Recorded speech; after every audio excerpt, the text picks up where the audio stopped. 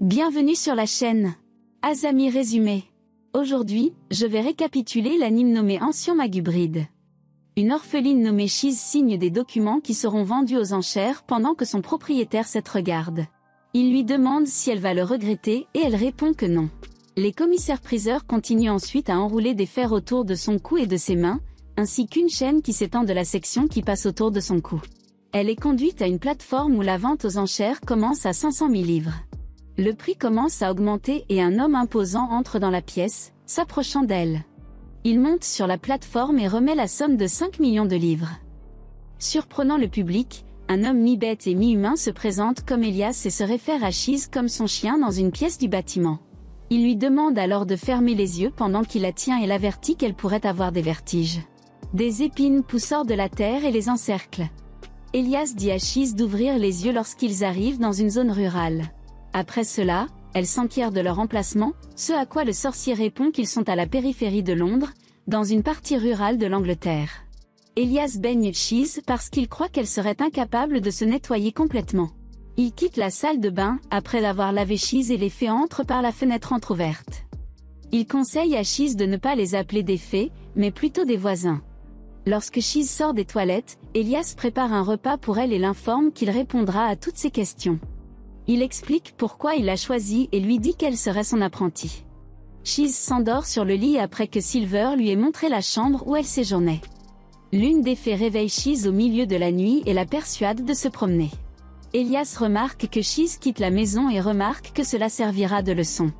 La fée amène Shiz loin de sa maison et ils arrivent à une porte d'entrée vers un pays de fées. Elle tente également de l'encourager à traverser le portail, mais Shiz résiste après s'être rappelé qu'Elias l'a informé qu'elle était de la famille. Elias câline Shiz alors que les fées s'échappent. Sur le chemin du retour, Elias l'informe qu'il a l'intention de l'épouser. Shiz rencontre et en apprend plus sur le monstre, connu sous le nom de Silky, avant d'accompagner Elias Hemsworth à Londres. Ils croisent tous les deux Angelica Barley et son Angelica familière, ignorant la nature réelle de Shiz alors que sa laïque Becky enseigne la magie Shiz à la fois dans la pratique et la théorie. Shiz et Elias discutent brièvement de l'histoire de l'apprenti sur le chemin du retour, avant d'être tués par un prêtre à leur porte. Alors que Shiz rencontre Simon, le prêtre assigne 3 nouvelles missions à Elias, en commençant par le réseau du dragon en Irlande. Shiz est kidnappé par un dragon surpuissant et son cavalier dès leur arrivée. Nous commençons par Shiz, atterrissant dans un royaume de verre et de pierre sous les mâchoires d'un dragon. Ayant été assuré par le magicien au-dessus qu'il serait bientôt là, un rapide flashback nous dit que c'est le nid du dragon en Islande et que les dragons comme les mages sont au bord de l'extinction. Les dragons étaient censés être dociles une fois que les plus vicieux ont été éliminés, mais l'enlèvement de Shiz la confond naturellement sur ce front. Avant que Shiz ne soit jetée dans l'océan et ne commence à couler, nous voyons un incroyable mage de nombreux dragons juvéniles se précipiter. Quand elle finit par émerger, elle rencontre un énorme dragon de pierre, qui devient aveugle, et que son cadavre en décomposition donne naissance à des plantes qui constitueront la fondation d'une nouvelle forêt. Lorsqu'on lui demande pourquoi il l'a amenée, il dit qu'il a entendu parler d'elle par les Ellel, les petites fées qui ont essayé de la capturer, car les contes volent comme une traînée de poudre avec eux. Avant d'informer Ellel, il peut sortir de son ombre. Certaines choses deviennent claires peu de temps après, une fois qu'Ellel a séché du Shiz à l'alcool. Le nom du mage est Lindel, également connu sous le nom d'Esho, et il est le gardien de la terre, empêchant les gens ordinaires de s'y aventurer. Il connaît également Ellel depuis au moins 300 ans et est évidemment assez vieux pour se référer à Ellel comme un garçon. Le nouveau-né du dragon supplia alors Shiz de jouer avec eux, comme s'ils étaient des chiots. Alors que les adultes partent discuter d'affaires, elle finit par les épuiser avant de parler à nouveau avec un énorme dragon nommé Nevin. Les nouveau-nés expliquent qu'il va bientôt se changer en arbre, et comme tous les Hulock le font quand il meurt, Shiz jette un coup d'œil autour de lui et remarque que beaucoup d'autres l'ont également fait. Les dragons, d'autre part, ne craignent pas la mort de la même manière que les gens, parce qu'ils vivent leur vie au maximum afin qu'ils n'aient aucun regret. Shiz a ensuite un flashback de ses premiers jours, y compris un dans lequel elle envisageait de se suicider. Ce que Nevin lui dit qu'elle a de la chance, car elle avait projeté les souvenirs sur lui involontairement. Il lui fait ensuite une faveur en montrant un souvenir de lui planant à travers la campagne, sous le regard des parents. La mort de Nevin à ce moment-là implique qu'il sera le dernier des vieux dragons à mourir, tandis que Shiz pourrait être la dernière génération de magiciens.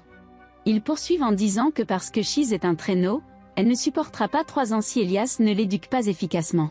Nevin conseille alors à Chiz de continuer à vivre avant que le souvenir ne s'estompe, et il la remercie alors qu'il se transforme en arbre.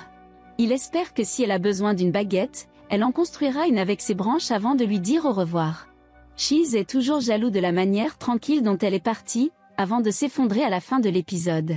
Chiz se réveille sur les genoux d'Elias, après s'être évanoui dans l'air du dragon et rêvé d'une fille étrange caressant son chat. Au moment où Matthew entre dans la pièce, Jasper rend visite à Chiz et Elias et les accueille à Ultar. Une fois sur place, le groupe rencontre un autre chat et l'actuel roi des chats avant de les suivre jusqu'à un lac près de la ville, où Chiz apprend l'histoire de la ville avant d'être jetée à l'eau par une dame inconnue. Alors que Chiz est au lac, elle est contactée par Mina, qui raconte à l'apprenti son sort et celui de son mari avant d'être réveillée par Elias. Ils attendent la tombée de la nuit pour préparer Chiz à sa mission de nettoyage du lac avec diverses fournitures et une antenne. Cependant, elle est interrompue par la dame de plus tôt, et un sorcier nommé Ranfred, qui révèle à Chiz son destin de traîneau. Chiz est à la fois étonné et stupéfait par les déclarations de Ranfred concernant son destin en tant que traîneau, ce qu'Alice explique brièvement. Ranfred tente de faire abandonner son instructeur par Chiz, mais elle riposte, et Chiz parvient à s'échapper, permettant à Elias et aux autres chats d'arriver et de défendre le traîneau. Chiz avec Ariel et Molly ont entrepris de nettoyer la stagnation du lac, et les découvertes apparaissant dans les souvenirs des personnes qui sont prises. Ils accompagnent Matthew alors qu'il demande conseil à un sorcier voyageur sur la santé de sa femme. Le sorcier suit Matthew chez lui et inspecte Mina. Peu de temps après, il sort avec Matthew et prédit qu'elle mourra dans quelques années. Matthew, désespéré de sauver sa femme, massacre les chats du quartier, selon les instructions du sorcier dans l'espoir de trouver un remède. Mina le découvre, avant d'être obligée d'avaler le remède, ce qui provoque la désintégration de son corps. Matthew qui est devenu fou est tué par Tim, le premier roi des chats. Une fois cela terminé, Mina confronte Chiz et les autres, et Chiz trouve finalement comment guider les âmes de Mina, Matthew et les autres chats vers le royaume suivant. Pendant que Chiz nettoie la stagnation du lac, Ranfred, Alice et Elias discutent. Alors que Ranfred remet en question les motivations du mage pour poursuivre Chiz. Elias répond avec ses propres questions, comment Ranfred a obtenu cette connaissance, pourquoi il est ici, et qui a enlevé son bras. Chiz, d'autre part, interrompt leur conversation pendant qu'elle termine la procédure avant de s'évanouir. Chiz et Elias débattent du destin du jeune apprenti alors que les alchimistes s'en vont. Après 2 semaines, Elias retourne dans le désert, avec de la nourriture préparée par Silver, où Chiz dort toujours.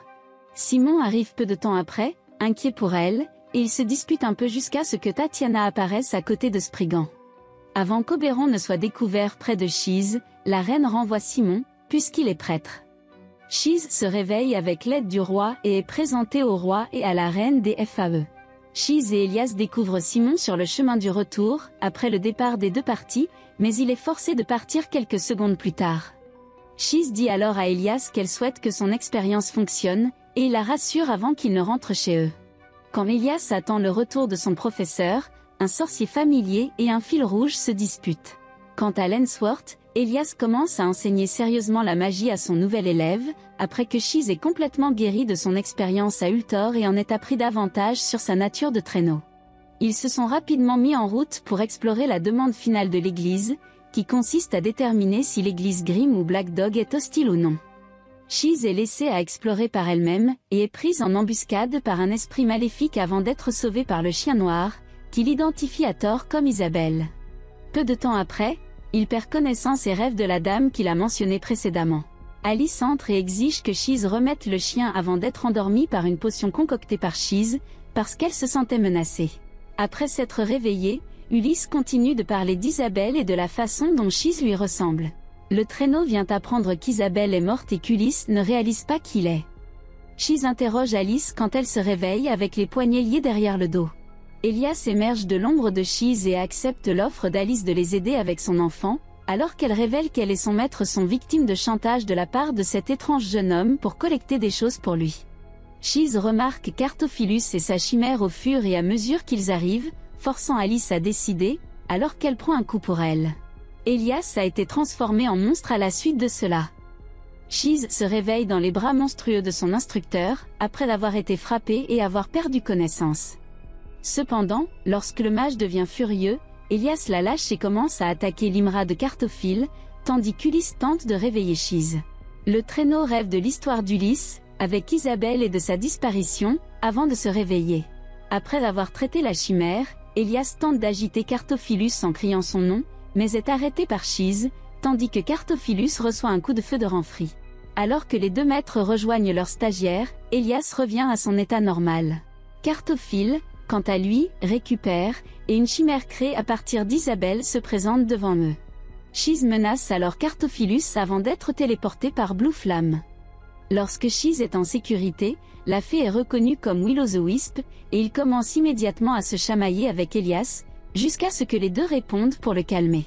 Blue Flamme continue d'aider Ulysse à découvrir sa véritable identité, en tant qu'église sombre, seulement pour que le chien se donne comme un milieu à Chise. Cartophilus revient mais n'est pas en mesure d'empêcher le traîneau et le chien noir de forger leur accord, ce qui conduit Ulysse à être renommé en Ruth, et son meurtre Isabelle. Cartophilus part, suivi de Renfri et de son apprenti. On voit Blue Flamme emporter l'âme décédée, avant qu'Elias et Chise ne partent avec Ruth.